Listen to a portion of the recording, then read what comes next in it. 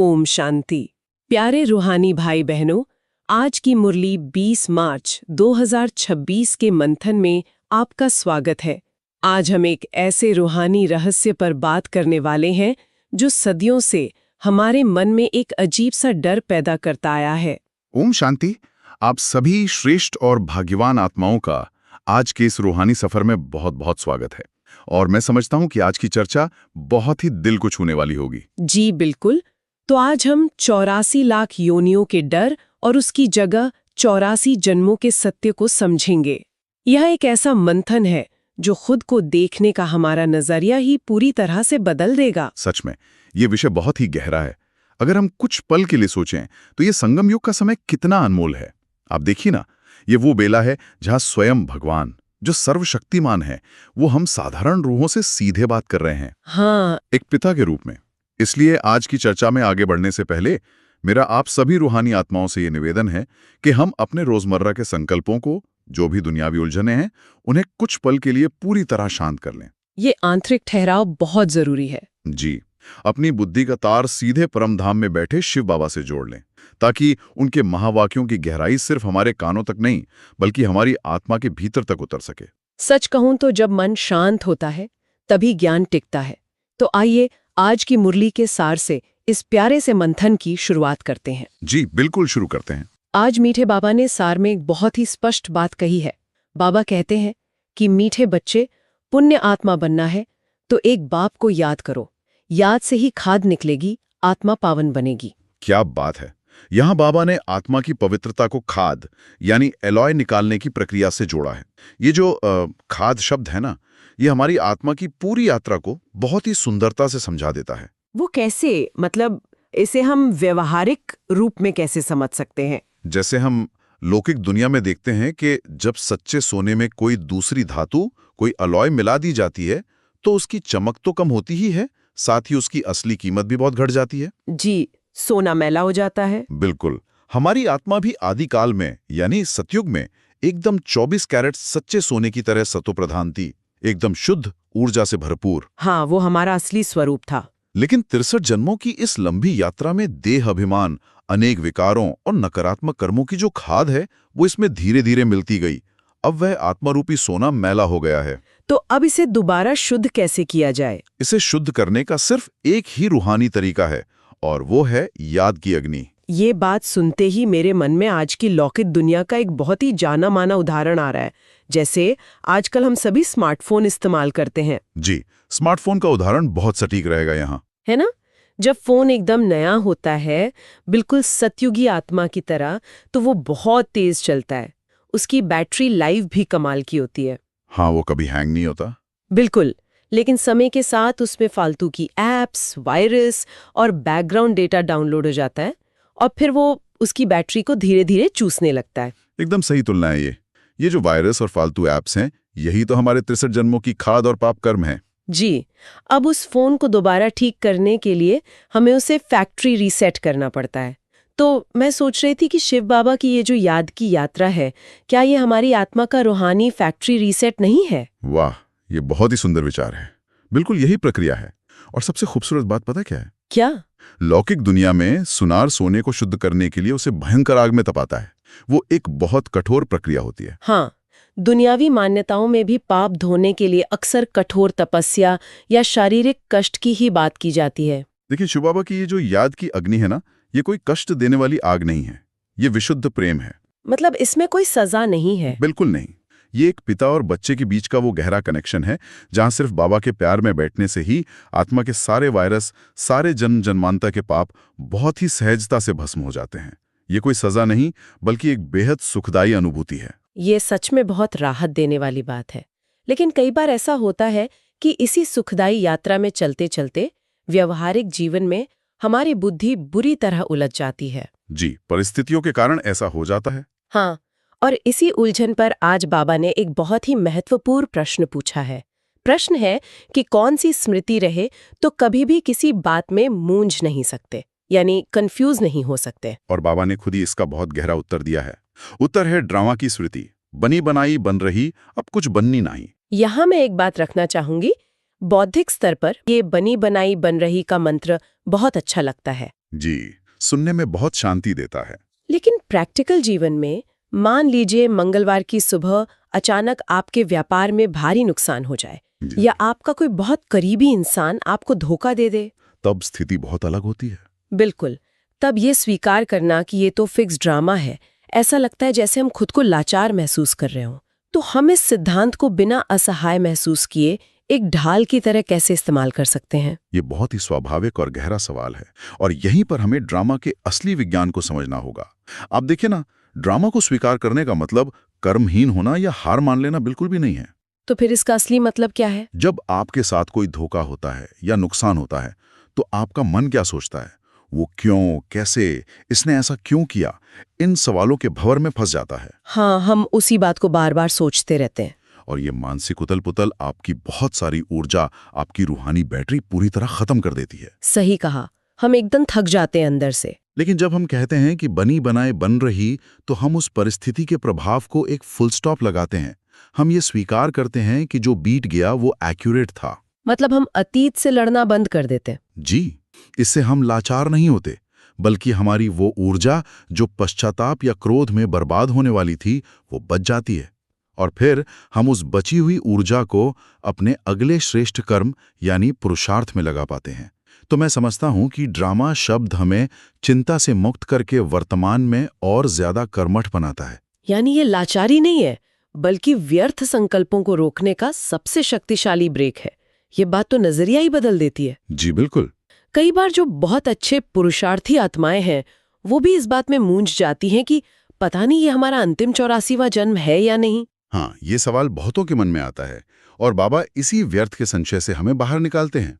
बाबा कहते हैं कि इन बातों में अपना कीमती समय गंवाने के बजाय मनुष्य से देवता बनने के अपने वर्तमान पुरुषार्थ पर ध्यान देना है। मतलब वर्तमान पर फोकस करना है। जी, अगर हम खुद से ये सवाल करते रहेंगे कि ये मेरा कौन सा जन्म है, तो हम इस अनमोल संगम युग के वर्तमान पलों को गवा देंगे। जो हो रहा है वो कल्प कल्प की एक्यूरेट नोंद है। हमें बस अपनी श्रेष्ठ स्थिति बनानी है, संशयों के जाल में बिल्कुल नहीं उलझना है। ये ड्रामा का रहस्य वाकई मन को एकदम शांत कर देता है, और जब मन शांत होता है तब हम अपने असली स्वरूप को पहचान पाते हैं। सही कहा आपने। ये बात आज के मुख्य ज्ञान मंथन के पहले बिंदु से बहुत गहराई से जुड़ती है। बाबा ने ओम शांति के वास्तविक अर्थ और आत्मा के स्वधर्म की बात की है। जी, बाबा हमेशा हमें स्वधर्म की याद दिलाते हैं। बाबा कहते हैं कि मैं आत्मा शांत स्वरूप हूँ, शांति धाम की रहने वाली हूँ, और मेरा रूप एक सूक्ष्म बिंदी है। अगर हम अपनी बुद्धि की आंख से इस दृश्य को देखें तो ये कितना अलौकिक है। कुछ पल के लिए परम धाम यानी शांति धाम की कल्पना कीजिए। वो लाल सुनहरा प्रकाश। हाँ, वहां कोई भौतिक आकार नहीं है, कोई आवाज नहीं है, कोई हलचल नहीं है।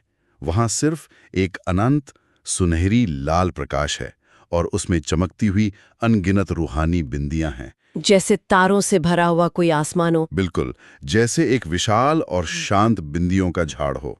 आत्माओं का भी अपना एक नंबरवार झाड़ है। आज की दुनिया में इंसान शांति ढूंढने के लिए कितना कुछ कर रहा है। पहाड़ों पर जा रहा है, महंगे रिट्रीट्स में जा रहा है। जी, क्योंकि वो भूल गया है कि शांति बाहर नहीं है। शांति तो हमारा निज स्वरूप है, हमारा ओरिजिनल सॉफ्टवेयर है। और इसी सृष्टि रूपी रंगमंच पर जब वो असली शांति पूरी तरह खो जाती है, जब धर्मग्लानि का एकदम चरम समय आता है, तब उन परमपिता परमात्मा का अवतरण होता है। जी, जो स्वयं भी एक ज्योति बिंदु हैं। हाँ, और आज बाबा ने अपने रथ के बारे में एक बहुत बड़ा रहस्य खोला है। बाबा कहते हैं कि उनका अपना कोई शरीर नहीं है, इसलिए वे एक भाग्यशाली रथ में यानी ब्रह्मा के तन में प्रवेश करते हैं। ये एक बहुत ही समझने वाली बात है। मैं सोच रही थी कि इस पर अक्सर सवाल उठता है कि भगवान को अपना कार्य करने के लिए किसी माध्यम की, किसी शरीर की जरूरत क्यों है? देखिए, भगवान ज्ञान का सागर है, लेकिन उस ज्ञान को सुनाने के लिए हम आत्माओं से कम्युनिकेट करने के लिए मुख तो चाहिए ना। बिना मुख के ज्ञान कैसे सुनाएंगे? हाँ, ये तो बहुत ही तार्किक बात है। और ये एक ऐसा सत्य है जिसे भक्ति मार्ग में अज्ञानता के कारण पूरी तरह से गलत समझ लिया गया। वो कैसे? बाबा ने आज स्पष्ट किया कि मंदिरों में शिव के लिंग के सामने बैल यानी नंदीगण को रख दिया गया, और ये मान लिया गया कि भगवान जानवर की सवारी करते हैं। हाँ, बचपन से हम यही तस्वीरें देखते आए हैं। अब आप ही सोचिए, क्या परमपिता परमात्मा जो ज्ञान के सागर हैं, वो किसी जानवर पर सवारी करेंगे? नहीं, ये तो सोचने में ही अजीब लगता है। बिल्कुल। भगवान को ज्ञान देने के लिए एक ऐसे अनुभवी मनुष्य के तन की आवश्यकता होती है जिसने पूरे 84 जन्मों का चक्र देखा हो। और वह अनुभवी रथ है हमारे प्रजापिता ब्रह्मा। ये बात बहुत गहराई से दिल में उतरती है और आज के समय के संदर्भ में ये बात और भी विशेष हो जाती है, क्योंकि 2026 के इस वर्ष में हम 90वीं शिव जयंती मना रहे हैं। जी हाँ, 90 वर्ष। यानी बाबा की इस अवतरण प्रक्रिया को, उनकी पधारमणी को 90 वर्ष पूरे हो चुके हैं। और ये 90 वर्षों का सफर कोई साधारण सफर नहीं है। ये शिव बाबा के अथाह प्यार, उनके असीम धैर्य और ब्रह्मा बाबा की तपस्या का जीता जागता प्रमाण है। बिल्कुल सही कहा आपने। इसके साथ ही बाबा ने एक बहुत ही रहस्यमयी बात कही है आज, कि त्रिमूर्ति ब्रह्मा की जयंती भी मनानी चाहिए। हाँ, दुनिया बहुत धूमधाम से शिवरात्रि तो मनाती है, लेकिन ब्रह्मा के जन्म के रूहानी रहस्य को नहीं जानती। शिव बाबा, ब्रह्मा के द्वारा ही तो हम ब्राह्मणों की रचना करते हैं और इसी नई सतयुगी दुनिया की स्थापना का कार्य कराते हैं। मतलब शिव जयंती के साथ साथ ब्रह्मा का और हम ब्रह्मावंशियों का भी तो रूहानी जन्म हुआ है। जी, ये कनेक्शन सच में बहुत गहरा है। ब्रह्मा बाबा के माध्यम से ही हमें वो स्पष्ट ज्ञान मिलता है जो हमारी सबसे बड़ी भ्रांतियों को तोड़ता है। और यहीं पर हमारी चर्चा उस बिंदु पर वापस आती है जिसका जिक्र हमने शुरुआत में किया था, 84 लाख योनियों का भ्रम। ये एक ऐसा भ्रम है जिसने इंसान को बहुत डरा कर रखा है। जी, दुनिया इस विचार से कांपती है कि एक इंसान की आत्मा को जानवर, कीड़े मकोड़े और न जाने किन किन 84 लाख योनियों से गुजरना पड़ता है। लेकिन बाबा आकर हमें 84 जन्मों का सत्य और ये बेहद की हिस्ट्री ज्योग्राफी समझाते हैं। ये ज्ञान सुनते ही मन का सारा बोझ उतर जाता है। यही तो वो ज्ञान है जो इंसान को डर की मानसिकता से निकालकर स्वमान में स्थित करता है। आप देखिए ना, 84 लाख योनियों के इस डर ने ही कल्प की आयु को लाखों वर्ष लंबा मान लिया। हाँ, लाखों वर्षों का चक्र बना दिया। लेकिन बाबा आकर गणित के साथ पूरा हिसाब समझाते हैं कि तुम भारतवासी आत्माएं ही पूरे 84 जन्म लेते हो। तो ये शुरुआत कैसे होती है? सतयुग में जब आत्मा पूरी तरह से सतो प्रधान होती है, तब 16 कला संपूर्ण सूर्यवंशी घराने से हमारी शुरुआत होती है। वहां हमारे 8 जन्म होते हैं। और उसके बाद फिर त्रेता युग में चंद्रवंशी घराने में 12 जन्म होते हैं। तो इस तरह देवी देवता धर्म के कुल 20 जन्म स्वर्ग में होते हैं। और फिर आता है इतिहास का वो सबसे बड़ा टर्निंग पॉइंट, जिसे बाबा वाम मार्ग कहते हैं। जी, वाम मार्ग। मैं चाहूंगी कि आप थोड़ा इसे स्पष्ट करें कि वाम मार्ग की ये मैकेनिज्म असल में क्या है। वाम मार्ग यानी द्वापर युग की शुरुआत, यह वो ऐतिहासिक बिंदु है जहां से देह अभिमान शुरू होता है, जहां हम खुद को शरीर समझने लगते हैं। बिल्कुल। यहाँ आत्मा अपने रूहानी स्वरूप को भूल जाती है और यहीं से द्वैत यानी डुअलिटी, विकार और पाप कर्मों की शुरुआत होती है। हमारी 24 कैरेट आत्मा में खाद मिलना यहीं से शुरू होता है। मतलब आत्मा का पतन शुरू हो जाता है। जी। और इस वाम मार्ग में गिरते हुए द्वापर और कलयुग मिलाकर हम 63 जन्म लेते हैं।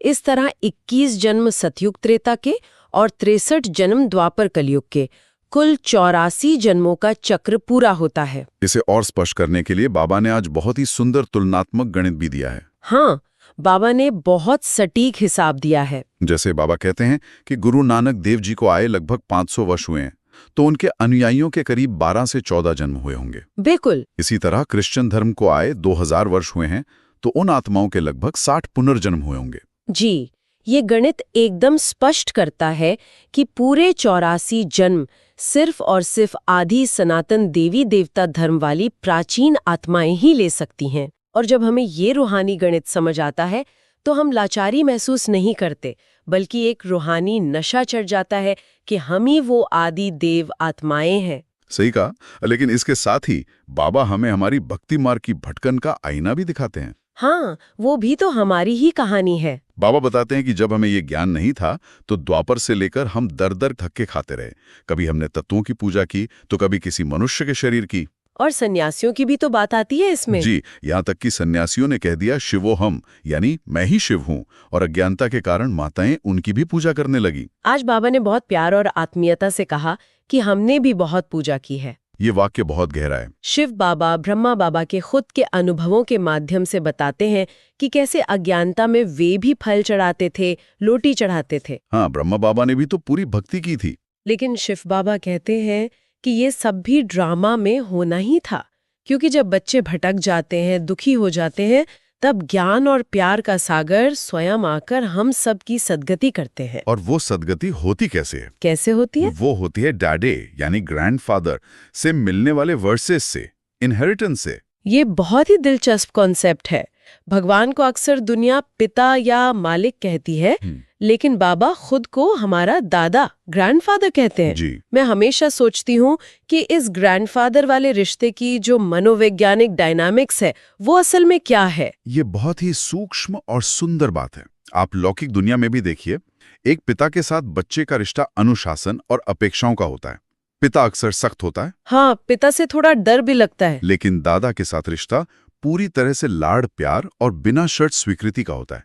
बच्चा सीधे दादा की गोद में जाकर बैठता है। ये तो है। और दुनियावी नियम भी देखिए, दादा की संपत्ति पर पोते पोतियों का सीधा हक होता है, उन्हें उसे कमाना नहीं पड़ता। वो अधिकार से मिलता है। बिल्कुल। जब शिव बाबा, जो हमारे पारलौकिक दादा हैं, वो ब्रह्मा यानी अलौकिक पिता के माध्यम से हमें मिलते हैं, तो हमें वो 21 जन्मों का सुख, शांति और पवित्रता का वर्षा एक अधिकार के रूप में मिलता है। वाओ! ये रिश्ता हमारे अंदर से भगवान का जो भी डर है उसे हमेशा के लिए खत्म कर देता है और हमें आध्यात्मिक अधिकारी होने का एहसास कराता है। क्या बात है! ये पारिवारिक संबंध भगवान को हमारे कितना करीब ले आता है, और यही वर्षा हमें हमारा असली धर्म वापस दिलाता है, आदि सनातन देवी देवता धर्म। जी, जो हमारा ओरिजिनल धर्म है। बाबा कहते हैं कि रावण के प्रवेश होने से, यानी वाम मार्ग में विकारों के आने से, हम अपने असली धर्म को भूल गए। हमें खुद को पवित्र देवी देवता कहलाने में लज्जा आने लगी। क्योंकि हमारे कर्म वैसे नहीं रहे थे। जी, इसलिए हमने अपना नाम बदलकर हिंदू रख लिया। मैं समझता हूँ कि ये इंसानी इतिहास की सबसे बड़ी भूल थी, जिसे आज शिव बाबा आकर ठीक कर रहे हैं। सच में। और इसी समय का प्रतीकात्मक वर्णन महाभारत में दिखाया गया है। सचमुच आज एक बहुत बड़ी महाभारत की लड़ाई खड़ी है। लेकिन हमें कोई बाहरी हथियारों से नहीं लड़ना है। बिल्कुल नहीं। हमारी लड़ाई हमारे अपने अंदर के विकारों से है, और हमारा हथियार है सच्चा राजयोग, जो स्वयं भगवान सिखाते हैं। जी। दुनिया समझती है कि कोई और धर्म स्थापक आकर राजयोग सिखाएगा, लेकिन बाबा स्पष्ट करते हैं कि सच्चा राजयोग स्वयं शिव बाबा ही सिखाते हैं। ये गीता का वो सत्य ज्ञान है जिससे 3 धर्मों, ब्राह्मण, देवता और क्षत्रिय की स्थापना होती है। इतनी विशाल हिस्ट्री, ज्योग्राफी और इस महान सत्य को गहराई से समझने के बाद अब हमारे सामने सबसे बड़ा सवाल ये आता है कि इसे हम अपने रोजमर्रा के जीवन में कैसे उतारें। ये सबसे जरूरी हिस्सा है। जी, और ये हमें धारणा के मुख्य सार की तरफ ले जाता है।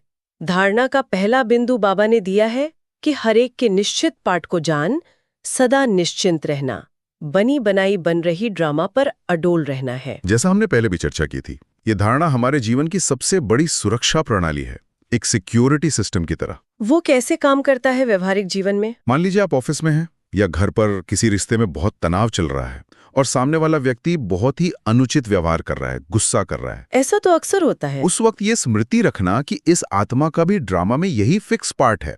ये सोच हमें उसके प्रति नफरत या क्रोध से बचा लेती है। मतलब हम प्रतिक्रिया देने से बच जाते हैं। जी, हम उस व्यक्ति की बीमारी यानी उसके विकार को देखते हैं, न कि उस व्यक्ति को बुरा मानते हैं।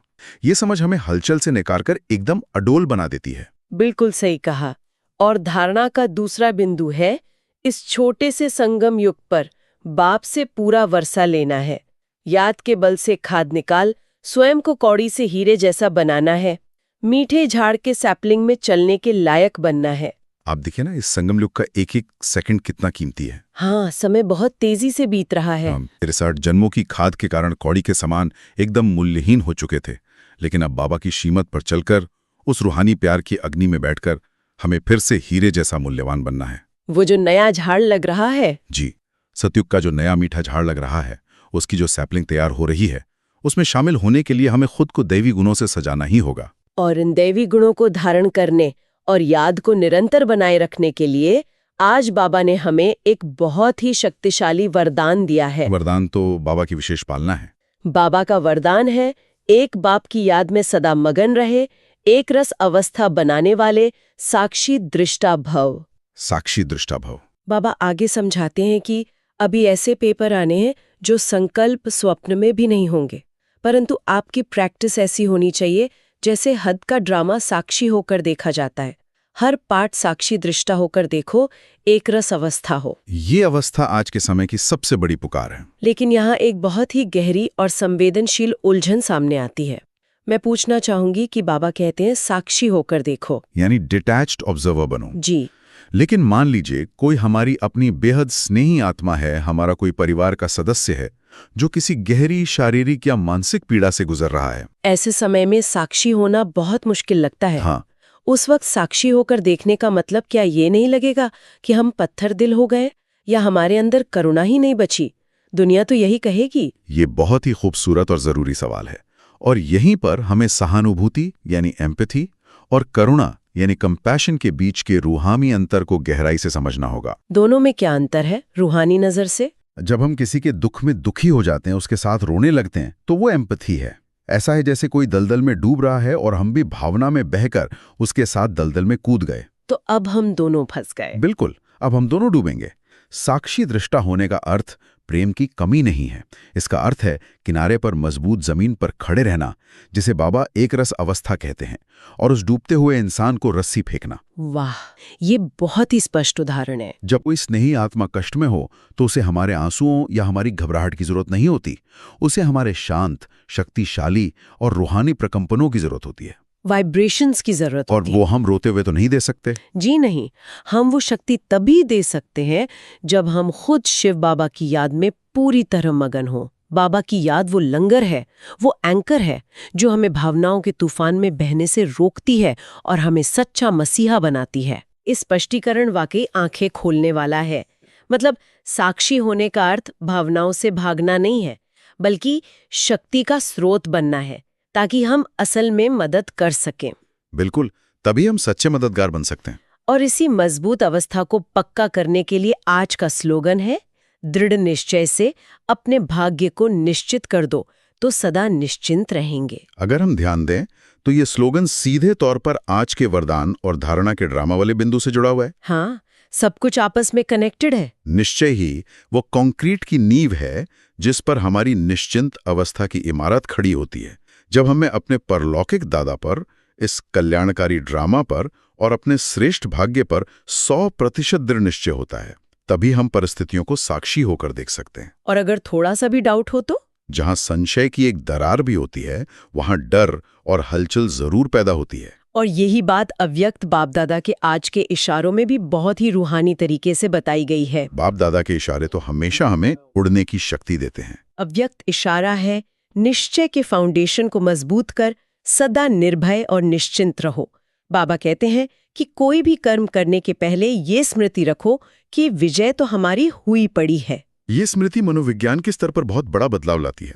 अब सोचिए, एक इंसान वो काम करता है जहां उसे डर है कि पता नहीं मैं सफल होऊंगा या नहीं। उसका तो हर कदम डर और संघर्ष से भरा होता है। जी।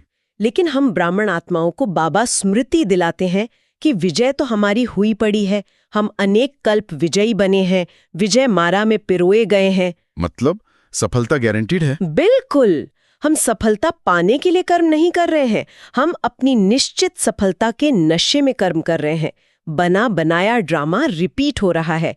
ये सोच हमारे सारे भयों को जड़ से खत्म कर देती है। ये रूहानी खुशी और निश्चय सच में हमें उड़ने की शक्ति देता है। तो आइए आज की इस गहरी मुरली के मंथन को अपने अंदर और अधिक गहराई तक उतारने के लिए, अपने सबकॉन्शियस माइंड को प्रोग्राम करने के लिए स्वमान का अभ्यास करते हैं। ये बहुत ही सुंदर अभ्यास है।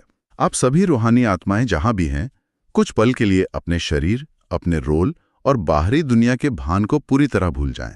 सब कुछ भूलकर अंतर्मुखी हो जाएं। अपनी बुद्धि की आंख को अपने मस्तक के बीच भ्रिकुटी के सिंहासन पर एकाग्र करें। खुद को एक चमकता हुआ सितारा, एक शुद्ध ज्योति बिंदु महसूस करें और इन रूहानी स्वमानों को अपने मन की गहराई में स्वीकार करें। पहला स्वमान, मैं शांत स्वरूप शांति धाम की रहने वाली आत्मा हूँ। इस श्रेष्ठ संकल्प की शांति को अपने चारों ओर फैलते हुए महसूस करें। दूसरा स्वमान, मैं साक्षी दृष्टा एकरस अवस्था में स्थित रहने वाली शक्ति हूँ। मैं अचल हूँ, अडोल हूँ, हर दृश्य को देखने वाली एक शांत शक्ति।